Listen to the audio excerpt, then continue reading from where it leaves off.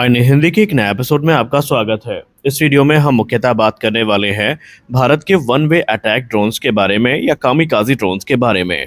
अब ये शब्द ऐसा है या ये वर्ड ऐसा है जो किसी से छिपा नहीं है। आज शायद भारत का हर आम नागरिक कामिकाज़ी ड्रोन्स के बारे में जान चुका है। चाहे वो रशिया यूक्रेन युद्ध हो, चाहे वो ईरान और इसराइल कॉन्फ्लिक्ट हो, इन सब में इन ड्रोन्स का बड़े पैमाने पर यूज़ हुआ है। और इस बात से हम इनकार नहीं कर सकते कि रिपब्लिक डे परेड के दौरान भारत ने भी अपने बहुत सारे जो ड्रोन्स हैं इनको प्रदर्शित किया है। लेकिन यहाँ पर हम जिस विषय पर बात करने वाले हैं वो है इनका टेस्टिंग इंफ्रास्ट्रक्चर। आज भारत में इनके टेस्टिंग के इंफ्रास्ट्रक्चर की जो समस्या है वो काफ़ी गहरा गई है। आइए जानते हैं इसको विस्तार से।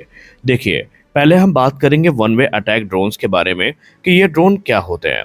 देखिए, ये ऐसे ड्रोन होते हैं जो लंबी दूरी तक उड़ान भरते हैं, टारगेट पर जाकर खुद को विस्फोट के साथ उड़ा देते हैं। इसलिए इन्हें कामिकाज़ी या सुसाइड ड्रोन्स भी कहा जाता है। अब क्योंकि ये वापस नहीं आते और मिशन पूरे होते ही नष्ट हो जाते हैं, तो आमतौर पर इनका इस्तेमाल radar system, air defence system, military bases या फिर लॉजिस्टिक जो हब होता है उनको डिस्ट्रॉय करने के लिए किया जाता है। इनमें फ़ायदा बहुत सारा है।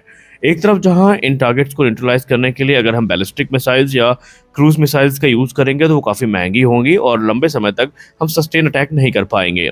लेकिन इन ड्रोन्स के साथ कम लागत में हम सटीक हमला कर सकते हैं और दुश्मन के एयर डिफेंस सिस्टम को बहुत ज़्यादा हम नुकसान पहुंचा सकते हैं। और इसीलिए भारत की कई कंपनियां इस समय और डिफेंस एजेंसियां लोइटरिंग मिनिशन और long range one way drones पर काम कर रही हैं। और इसलिए यहाँ पर अब जो टेस्टिंग इंफ्रास्ट्रक्चर है उस पर सवाल उठने भी शुरू हुए हैं। इनमें से कई ड्रोन्स की रेंज सैकड़ों किलोमीटर, तो कुछ की जो रेंज है वो लगभग 1000 किलोमीटर तक है।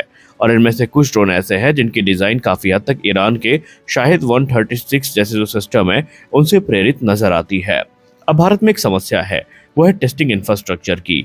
देखिए, सामान्य अनमैन एरियल व्हीकल के टेस्ट कैसे होते हैं? या तो उन्हें एयरफील्ड से उड़ाया जाता है या फिर उन्हें मिशन के बाद सुरक्षित वापस बुला लिया जाता है।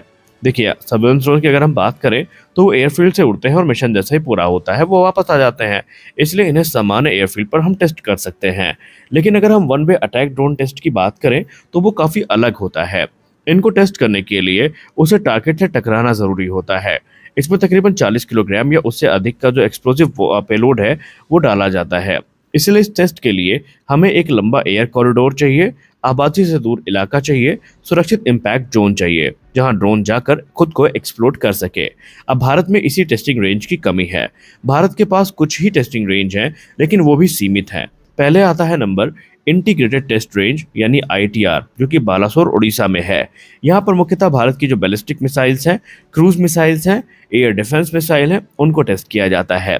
लेकिन यहाँ बहुत ज़्यादा रणनीतिक प्रोग्राम चलते हैं, इसलिए छोटे ड्रोन को टेस्ट करने के लिए बहुत कम समय मिलता है। दूसरा विकल्प है हमारे पास पोखरण फील्ड फायरिंग रेंज, जो कि राजस्थान में है। यहाँ पर आर्मी के जो वेपन ट्रायल्स है वो होते हैं। 2026 में एक्सरसाइज अग्निवर्षा के दौरान हमने वन वे अटैक ड्रोन देखे थे। लेकिन समस्या ये है कि यहाँ लंबी दूरी के तकरीबन 5 घंटे तक उड़ान भरने वाले जो ड्रोन्स हैं उनको टेस्ट करना बहुत ज़्यादा मुश्किल है। फिर बारी आती है महाजन फील्ड फायरिंग रेंज की। अब अगर हम महाजन फील्ड फायरिंग रेंज की बात करें तो ये भी राजस्थान में स्थित है। और यहाँ पर जो छोटे टैक्टिकल ड्रोन हैं उनके लिए तो ये जगह ठीक है, लेकिन लॉन्ग रेंज के जो कामिकाज़ी म्यूनिशंस हैं इनके लिए यहाँ पर पर्याप्त जगह नहीं है। और इसीलिए यहाँ पर जो समस्या है भारत के सामने टेस्टिंग इंफ्रास्ट्रक्चर की वो गहराती जा रही है। अब क्या इसका कोई समाधान है? तो जी हाँ, इसका एक संभावित समाधान हो सकता है अंडमान एंड निकोबार। भारत अब एक नया समाधान सोच रहा है कि अंडमान एंड निकोबार के जो आइलैंड है उसके आसपास का जो समुद्री इलाका है, जहां पर हमें विशाल समुद्री क्षेत्र देखने को मिलते हैं, कम आबादी देखने को मिलती है और लंबा जो सेफ्टी कॉरिडोर है वो मिल सकता है। तो इसीलिए यहाँ से भविष्य में हो सकता है कि जो लंबी दूरी के ड्रोन्स हैं उनको हम टेस्ट कर सकते हैं। और ड्रोन में हम यहाँ पर लंबी दूरी का टेस्ट कर सकते हैं, सैटेलाइट नेविगेशन टेस्ट हो सकता है और जो टर्मिनल स्ट्राइक एक्यूरेसी टेस्ट है वो भी इन इलाकों में किए जा सकते हैं। और ठीक उसी तरह से जैसे कुछ क्रूज मिसाइल समुद्र के ऊपर टेस्ट होते हैं। अब इसका बड़ा मतलब है, देखिए, आधुनिक युद्ध में लो कॉस्ट कामिकाज़ी ड्रोन बहुत महत्वपूर्ण हो गए हैं। और हाल ही के युद्धों में हमने देखा है कि एयर डिफेंस को सैचुरेट कर देते हैं ये, और महंगे टारगेट को भी सस्ते हथियारों से नष्ट किया जा सकता है।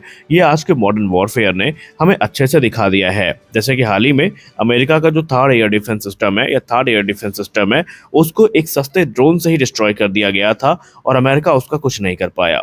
और इसीलिए दुनिया के बहुत सारे देश अब इस समय ऑफेंसिव ड्रोन्स को बना रहे हैं, डिफेंसिव एंटी ड्रोन सिस्टम विकसित कर रहे हैं, और इनमें जो इन्वेस्टमेंट है वो बड़े पैमाने पर चल रही है। यानी स्पष्ट है कि भारत खुद को वन वे अटैक ड्रोन बनाने की दिशा में ले तो जा रहा है, लेकिन एज यूजुअल भारत में जो समस्या होती है वो समस्या यहाँ भी हमारा पीछा नहीं छोड़ रही है, वो है टेस्टिंग इंफ्रास्ट्रक्चर का। लेकिन हमें इस बात की उम्मीद है कि अब टेक्नोलॉजी अगर विकसित हुई है, उसमें कुछ समस्याएं आई हैं, तो उसका समाधान भी हम लोग खोज लेंगे। और भारत यहाँ पर अगर सही समय पर इन्वेस्टमेंट करता है तो यहाँ पर हमारे पास एक ऐसी कैपेबिलिटी विकसित हो जाएगी जो दुश्मनों के लिए बहुत ज़्यादा सरदर्द बन सकती है। क्योंकि ऑपरेशन सिंदूर में ऑलरेडी हमने इसका एक डेमो देख लिया है कि किस प्रकार से भारत के जो ड्रोन हैं उन्होंने पाकिस्तानी टारगेट्स को हिट किया था, और इसीलिए भारत इस समय इस प्रकार के ड्रोन्स को बनाने के लिए बहुत ज़्यादा उत्साहित नजर आ रहा है। आपकी इसको लेकर क्या राय है, हमें अवश्य बताएं। हमारी अगली बड़ी अपडेट आ रही है ट्विन इंजन डिग बेस्ड फाइटर प्रोग्राम को लेकर। ट्विन इंजन डिग बेस्ड फाइटर प्रोग्राम को लेकर फाइनली भारतीय नौसेना ने अपनी जो चुप्पी है वो तोड़ दिया है।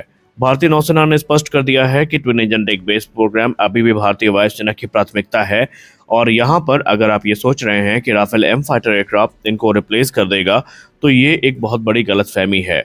दरअसल आपको बता दें कि भारतीय नौसेना जो ऑलरेडी मिग-29K की समस्याओं से जूझ रही है, वो जल्दी से जल्दी ज़्यादा पावरफुल, ज़्यादा पेलोड ले जाने वाले विमानों को चाहती है, और इसी के लिए आंतरिक समाधान के तौर पर जो राफेल एम है वो हमें देखने को मिले हैं, जो कि अस्थायी समाधान है।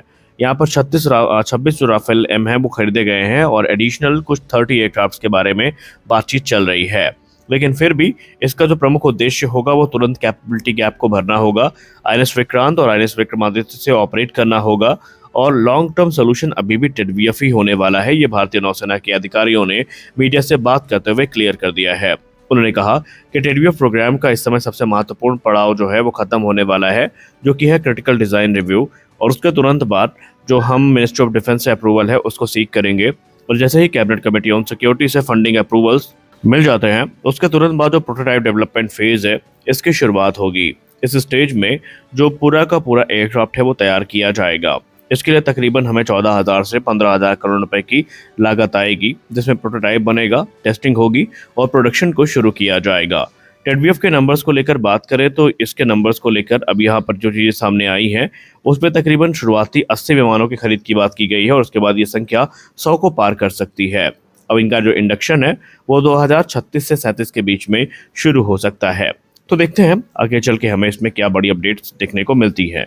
तो इस वीडियो में बस इतना ही। आशा करते हैं वीडियो आपको अच्छी लगी होगी। मिलते हैं अगले वीडियो में कुछ और अपडेट्स के साथ। तब तक के लिए जय हिंद।